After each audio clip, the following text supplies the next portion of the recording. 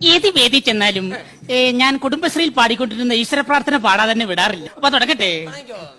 അഖിലാണ്ട നുണച്ചികൾ ഒരുമിച്ചു കൂടി അതിലൊരു നുണച്ചീനെ സെക്രട്ടറിമാക്കി പച്ചാളം ഭാരതി എന്നൊരു ഗുണ്ടീന് ആരോഗ്യമുള്ളൊരു സ്ഥാനവും നൽകി.